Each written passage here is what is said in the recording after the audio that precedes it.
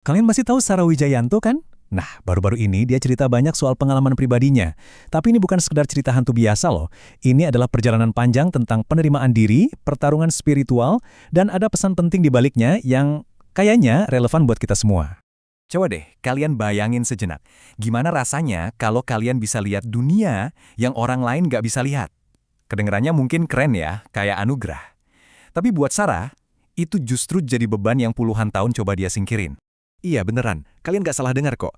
34 tahun. Bayangin deh, perjuangan batin selama itu melawan sesuatu yang emang udah jadi bagian dari dirinya sejak lahir, sesuatu yang gak pernah dia minta. Nah, ini dia turning point-nya. Di umurnya yang ke-34, dia akhirnya nyerah buat ngelawan. Kata-kata ini, akhirnya, oh oke, ini adalah bagian dari diriku, itu jadi penanda babak baru hidupnya.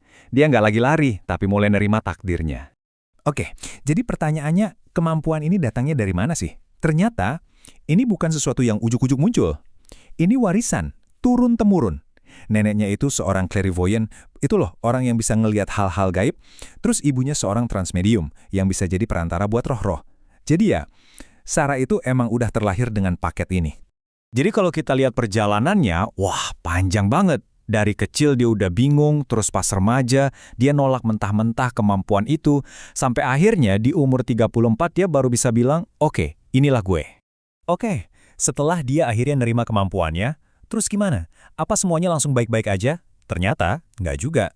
Alam semesta kayaknya punya rencana lain, dan ada satu momen yang benar-benar jadi titik di mana dia nggak bisa mundur lagi.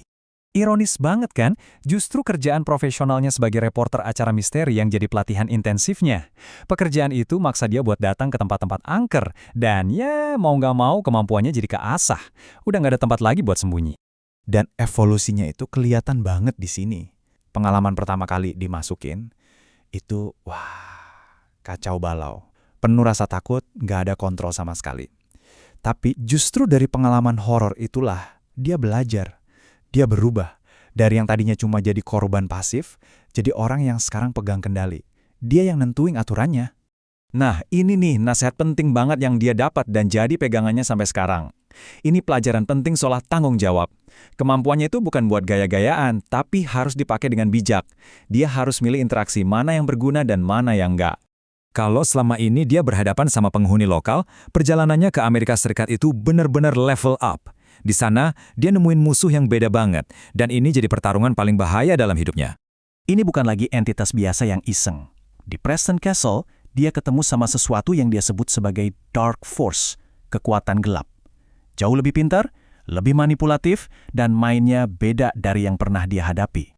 Ini bagian yang paling bikin merinding sih. Entitas ini nggak nyerang terang-terangan. Dia pakai tipu muslihat.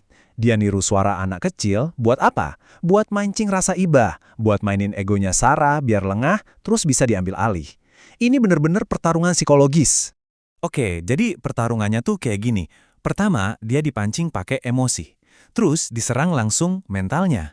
Tapi, di saat-saat paling kritis, senjatanya Sarah itu bukan kekuatan goib lain, tapi murni keyakinannya sama Tuhan. Dia berhasil ngelawan, tapi pertarungan itu ninggalin jejak. Dia sekarang kayak ditandain jadi target permanen buat kekuatan gelap ini. Serem banget. Efek dari pertarungan itu parah banget. Sampai-sampai, Sarah harus berhenti total dari semua aktivitas paranormalnya selama sebulan penuh, 1 bulan. Waktu itu dia pakai buat istirahat, berdoa, dan bener-bener pulih dari serangan mental yang terus ngehantuin dia. Nah, pertarungan pribadinya Sarah ini ngebuka pemahaman yang jauh lebih luas. Ternyata, masalahnya bukan cuma satu entitas jahat di satu tempat, tapi soal sesuatu yang lebih besar lagi. Batas antara dunia kita dan dunia mereka itu makin tipis. Menurut Sarah, ada beberapa cara pintu antar dunia ini bisa kebuka. Ada portal alami yang emang udah ada dari sananya. Terus, ada yang sengaja dibuat lewat ritual-ritual gitu, yang bahayanya sering banget ditinggal kebuka, jadi kayak bocor. Tapi ada satu lagi yang paling ngeri. Dan justru penyebabnya kita semua, energi negatif kolektif dari kita manusia. Dan ini poin paling pentingnya. Menurut Sarah, yang bikin tabir pemisah ini makin tipis ya kita sendiri. Keserakahan, ego, kebencian, semua energi negatif yang kita produksi bareng-bareng, itu yang secara nggak sadar ngebuka pintu buat kegelapan. Dari semua pengalamannya itu, dari jatuh bangunnya, Sarah punya satu pesan penutup. Dan ini bukan cuma buat orang-orang yang bisa lihat, tapi buat kita semua. Intinya gini, mata batin yang sebenarnya itu bukan soal lihat hantu, tapi soal empati dan ngerasain perasaan orang lain. Terus, rasa penasaran tanpa ilmu itu bahaya banget.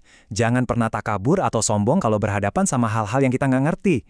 Dan pada akhirnya, pertahanan terkuat kita itu ya keyakinan kita masing-masing. Ingat buat selalu nyalain lampu Tuhan di dalam diri kita setiap hari. Kita tutup paparan kali ini dengan sebuah pertanyaan buat direnungin bareng-bareng. Kalau energi negatif kita bisa ngebuka pintu buat kegelapan, coba bayangin kekuatan macam apa yang kita punya kalau kita secara sadar milih sebaliknya. Pintu ke arah mana yang bakal kita buka?